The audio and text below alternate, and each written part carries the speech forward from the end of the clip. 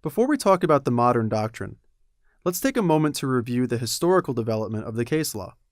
In Strouder v. West Virginia, the Supreme Court struck down a state law that specifically excluded black men from the jury pool. The court concluded that this exclusion solely on the basis of race violated the Equal Protection Clause and the rights of black criminal defendants. In Yick-Wo v. Hopkins, the Supreme Court invalidated a statute that was neutral on its face, but applied in a discriminatory manner. These cases suggest a somewhat expansive view of the Equal Protection Clause, but as we'll see, this did not remain constant over time. Sometimes referred to as a self-inflicted wound, the Supreme Court's ruling in Plessy v. Ferguson is one of the most infamous in the court's history. The case involved a Louisiana state law requiring railroads to provide separate but equal accommodations for the races, and making it a misdemeanor to sit in the wrong section.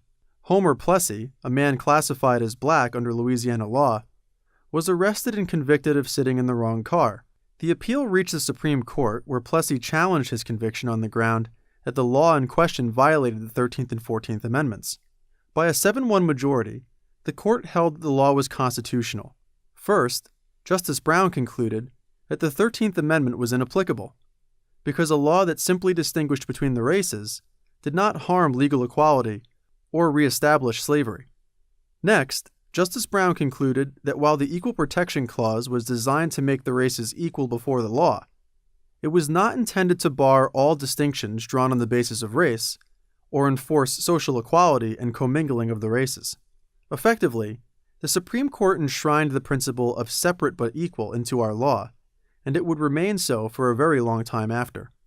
In his now legendary dissent, Justice Harlan famously said, quote, "Our Constitution is colorblind, and neither knows nor tolerates classes among citizens.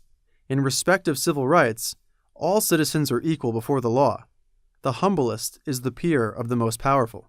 Justice Harlan pointed out that the opposite of the Louisiana law was not enforced commingling or integration, and that the Louisiana law at core was about subordinating blacks.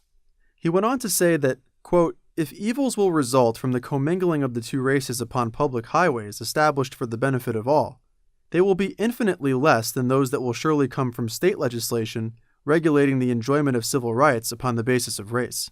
Unquote. Plessy stands for the proposition that separate but equal treatment of the races does not violate the Equal Protection Clause.